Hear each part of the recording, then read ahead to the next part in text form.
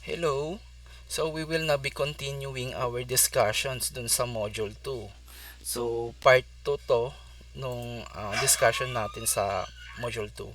So we will be discussing types of moral dilemmas. So these types of moral dilemmas naman nagva-varied sila or magkakaiba sila ng nature, magkakaiba sila ng doon sa situation or yung mga available options. So, yung first type ng epistemic and ontological dun sa first type ng moral dilemma is the epistemic and ontological moral dilemma. So, let's first define ano nga ba yung epistemic moral dilemma. So, there are two or more moral requirements. There are two or more options that conflict with each other. The moral agent here does not know which option is moderate or wrong. So there's a confusion dun sa moral agent sa kung ano nga ba dapat yung kailangan niyang gawin, sa kung ano nga ba dapat yung kailangan niyang i-prioritize. So epistemic dilemmas can be resolved through logical approach. So what does this mean? Kailangan lang pag-aralan, kailangan lang i-analyze nung moral agent yung situation. Kailangan niyang tignan yung every corner ng situation. Kung baka timbangin niya kung ano nga yung mas mahalaga, si option A nga ba or yung si option B. So one side definitely weighs heavier than the other side. And this is out of a person's ethical thinking on how can he manage to balance his choices. So yun nga, kung mga kulang lang sa knowledge si moral agent, si person, kulang lang siya sa knowledge para mas ma-determine niya kung ano nga ba yung mas importante, si option A nga ba o si option B. So kailangan talaga niyang pag-aralan in order for him to come up with a best solution. So yung question dito sa epistemic moral dilemma is this: where does my actually duty lie?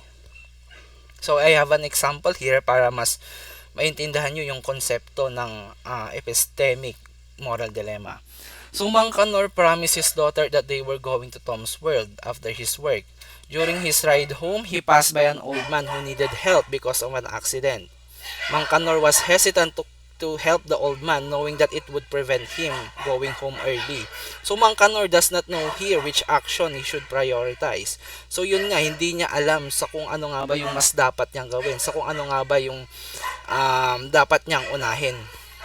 So obviously naman na mas importante yung kalagayan ng old man. So dapat niyang tulungan muna. Kailangan niyang i-priority yung kalagayan ng old man over yung promise niya sa kanyang daughter. So yun yung focus ng epistemic moral dilemma. Kumbaga yung options is mas mahalaga yung isa compared dun sa isa. It's just hindi lang aware yung moral agent or yung person sa kung ano nga ba yung dapat niyang unahin. So ontological moral dilemma naman, there are two or more moral requirements that conflict with each other. Yet neither of these conflicting moral requirements overrides each other. So si option A and option B are both mahalaga. So they are both important. So yung difference lang ng ontological moral dilemma and epistemic moral dilemma is that yung epistemic moral dilemma, yung option A and option B that is available is that mas mahalaga yung isa compared dun sa isa.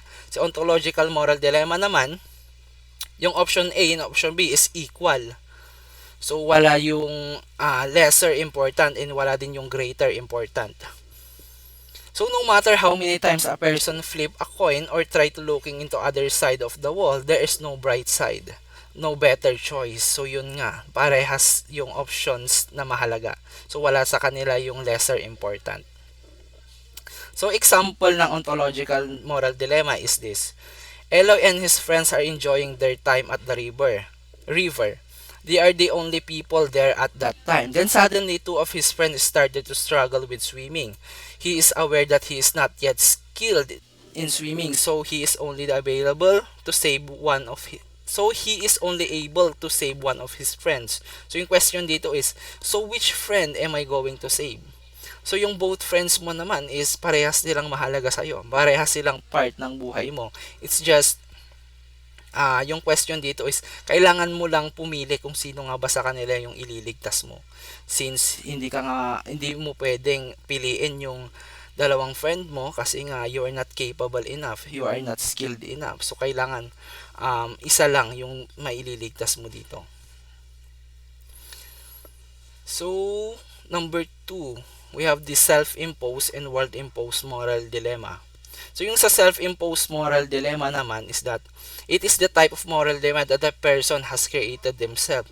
Kumbaga yung yung situation mismo ikaw yung gumawa, hindi galing sa ibang tao. Kumbaga it is within you. So it is a situation where individual group faces difficult choice or problem that arises from their own actions, decisions, or circumstances. So yung tao mismo, ikaw mismo yung gumagawa ng situation para sa sarili mo. So an example here is that an employee lied about his information. So ito na yung sinasabi ko na ikaw mismo yung gumagawa ng problem sa sarili mo. In his resume just to secure a job. Now that his conscience has taken over and he feels guilt about what he did, he's thinking that he should admit his wrongdoings. But he knows that if he does that, he may lose his job or at worst may find himself in jail. So yung moral dilemma na dito is just aaminin ko ba na nagsinungaling ako dun sa resume ko?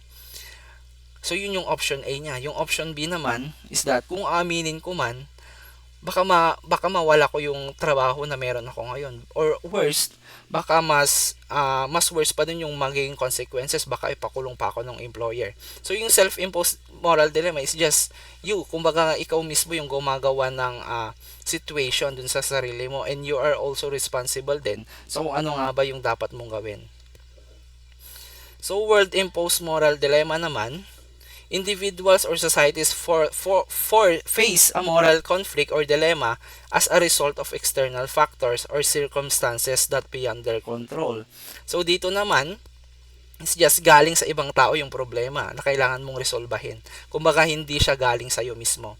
So moral dilemma is brought by others and the person must resolve the matter. So ikaw mismo. Kumbaga hindi naman sa iyo nang galing yung problema, it's just kailangan mong resolbahin mismo para sa sarili mo. The person in the situations but not due to any wrongdoings or mistakes they are responsible for. So yun nga yung sinasabi ko kanina. So pwedeng maging example natin dito is this.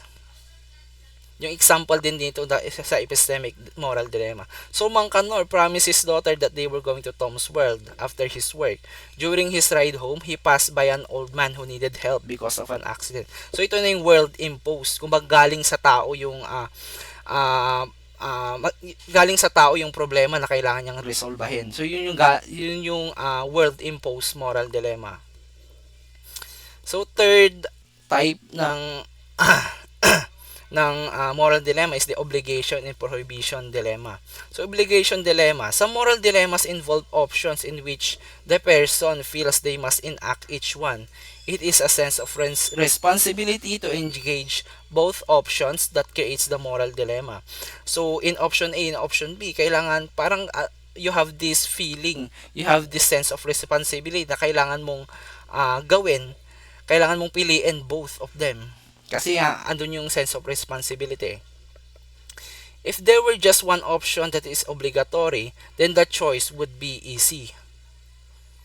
So, yun nga, mas mahihirapan ka dito kasi nga there is this element of obligations na kailangan mong gawin. Kailangan mong gawin sa option A kasi nga you're obligated to do it. Sa option B naman, kailangan mo siyang gawin kasi nga obligado ka rin gawin ito. However, if an individual feels obligated to opt for several of the choices in front of them but can only choose one, which one should they choose? So yun na nga. Hindi ka rin pwedeng pumili. Hindi mo siya pwedeng piliin na dalawa. Kumbaga kailangan mong gumawa ng decision. Kumbaga kailangan mong piliin yung isang option lang. So I have an example here. Imagine a working individual struggling to balance work responsibilities with elder care. On one hand, they want to provide proper care for their elderly parent, but on the other hand, they fear losing their job. So, andito yung sense of responsibility. They have this responsibility to provide proper care for their elderly parent. But they are also responsible, they also have this obligation din para sa sarili nila to balance yung work responsibilities nila and also yung yun nga, yung pag-take care nila sa kanilang elderly parents. So there is this two option na parang you will feel obligated they will feel obligated to enact dun sa option A, and you also have this feeling na parang kang obligated din to enact on the option B. So parang mahirap siya kasi nga andun yung sense of responsibility. Yun yung main focus ng obligation dilemma. So another example here is that imagine a scenario where a doctor is treating two patients who both need the same life-saving medication, but there is only one dose available. The doctor has an obligation. So ito na nga yung obligation na sinasabi ko na, to do harm, the non-maleficence, and to save lives, the beneficence. But they also have a duty to treat each patient fairly. So yun nga yung yung moral dilemma dito. So in this case, the doctor faces an obligation dilemma, deciding which patient should receive the medication. So yun yung dilemma dito. Should he provide yung sa sinasabi niyang responsibility niya to do no harm and to save lives, but they are also obligated to the duty to treat each other patient fairly, or what we so called justice. So let's now proceed to prohibition dilemma. So prohibition dilemma naman, a moral dilemma in which option is reprehensible. So recognized as wrong or bad. So dito naman, yung option mo dito is both morally wrong. So dito, each option would normally not be considered due to its unethical nature. Both choices are morally wrong. So yun nga, sinasabi ko kanina, yung options na available are both morally wrong. So mas mahirap ngayon si person to make a decision kasi nga they are against this moral standard, kasi nga the options are both morally wrong.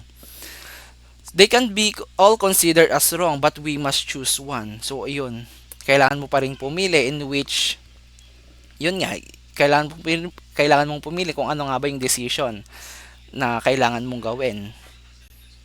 They could be illegal or just plain immoral. So this against na siya dun sa moral standard. An individual must choose between what would normally be considered as prohibited. So I have an example here. So Franco witnessed a crime, a murder that his father was involved in. He has a moral obligation to report the crime to the authorities upholding justice, but he also has an obligation to remain loyal to his father.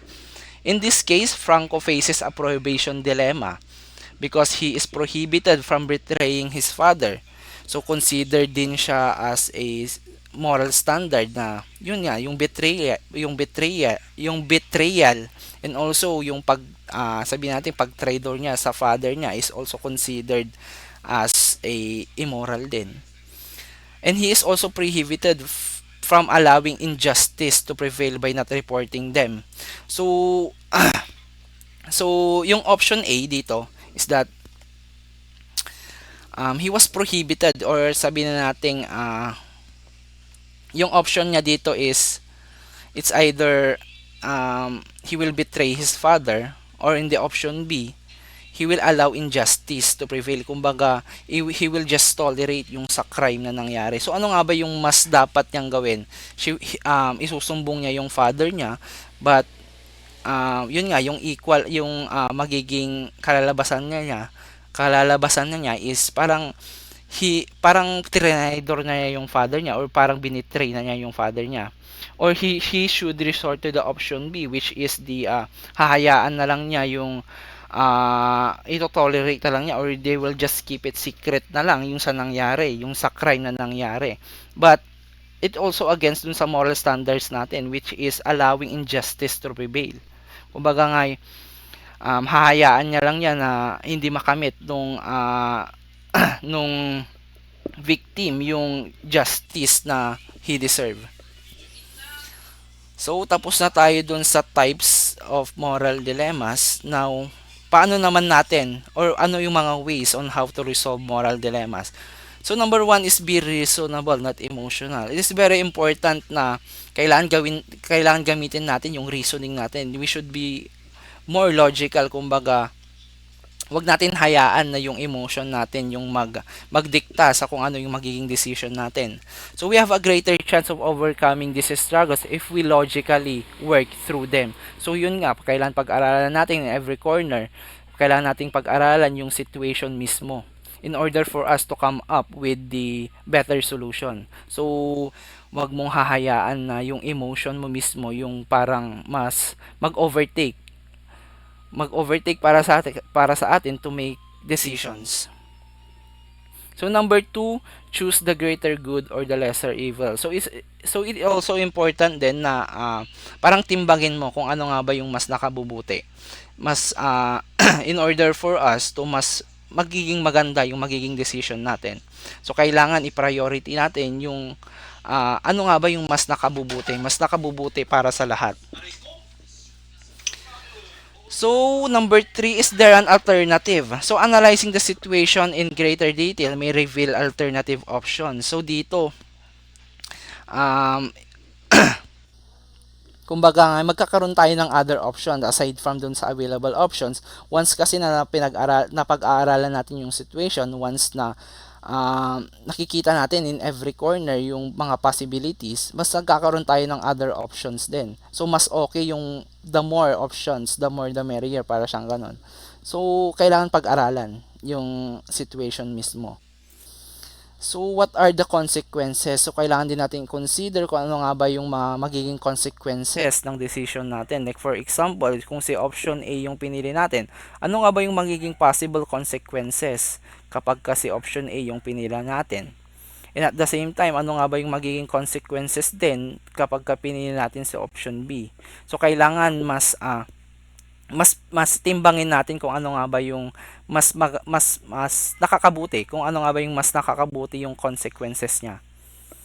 So number 5, what would a good person do? So imagine yourself as a truly virtuous and morally right and determine what they would do regardless of your own character and the personal of social factors that may influence your decision. So kailangan andun yung moral principle natin when making a decision. Kailangan i-priority natin. So kung ano nga ba yung dapat gawin ng isang mabuting tao. So yun dapat yung nakasalalay din when making a decision.